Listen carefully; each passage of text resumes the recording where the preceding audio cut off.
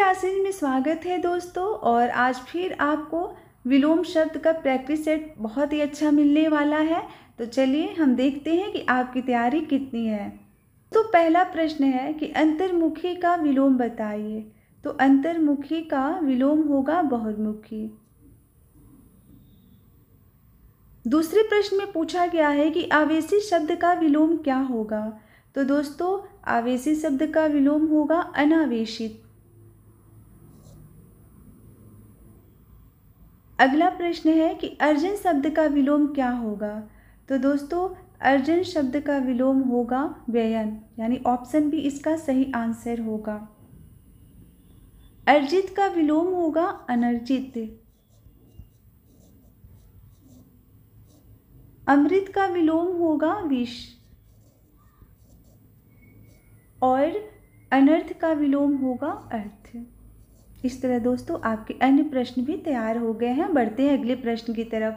अगला प्रश्न है कि कथित शब्द का विलोम बताइए।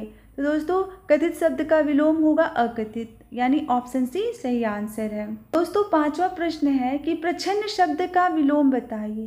तो दोस्तों प्रच्छन्न शब्द का विलोम होगा प्रतिपन्न। अगला प्रश्न है कि कौन सा शब्द प्रभावी का विलोम नहीं है।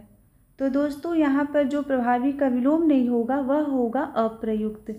बाकी अप्रभावी, निष्प्रभावी और प्रभाव शून्य जो है वह प्रभावी का विलोम शब्द होगा। अगला प्रश्न है कि पाश्चात्य शब्द का विलोम क्या होगा। तो दोस्तों पाश्चात्य का होगा पौरुषत्य, यानी ऑप्शन सी इसका सही आंसर है। अगला प्रश्न देख लेते हैं। अश्लील शब्द का विलोम क्या होगा। तो दोस्तों अश्लील शब्द का विलोम होगा श्लील। अगला प्रश्न है कि मूक का विलोम क्या होगा। तो दोस्तों मूक का विलोम होता है वाचाल, यानी ऑप्शन बी इसका सही आंसर है। अगला प्रश्न है महता का विलोम बताइए।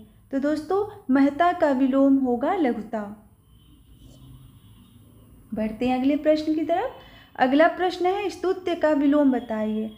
तो दोस्तों स्तुत्य यानी स्तुति करना, तो इसका क्या हो जाएगा, निंद्य हो जाएगा। ठीक है। अगला प्रश्न है कि शीर्ष का विलोम क्या होगा। तो दोस्तों शीर्ष का विलोम होगा तल, यानी ऑप्शन सी इसका सही आंसर है। देख लेते हैं अगला प्रश्न। इसमें पूछा है कि समष्टि का विलोमार्थी शब्द क्या होगा। तो दोस्तों समष्टि का होगा आपका व्यष्टि।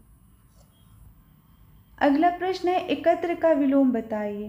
तो दोस्तों एकत्र का विलोम होगा विकीर्ण। अगला प्रश्न है अनुक्रिया का विलोम क्या होगा। तो दोस्तों अनुक्रिया का विलोम होगा प्रतिक्रिया, यानी कि ऑप्शन बी इसका सही आंसर है। दोस्तों अगला प्रश्न पूछा है कि अधिष्ठित का विलोम क्या होगा। तो अधिष्ठित का विलोम होगा अनधिष्ठित, यानी ऑप्शन सी इसका सही आंसर है।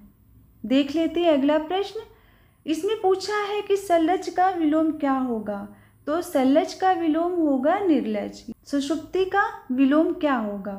तो दोस्तों सुषुप्ति का विलोम होगा जागृति। अगला प्रश्न है कि परकीय का विलोम बताइए। तो दोस्तों परकीय का विलोम होगा स्वकीय। आखिरी प्रश्न पूछा है कि दीर्घ का विलोम क्या होगा। तो दोस्तों दीर्घ का विलोम होगा लघु। इस तरह दोस्तों आपके तैयार हो गए 20 प्रश्न। तो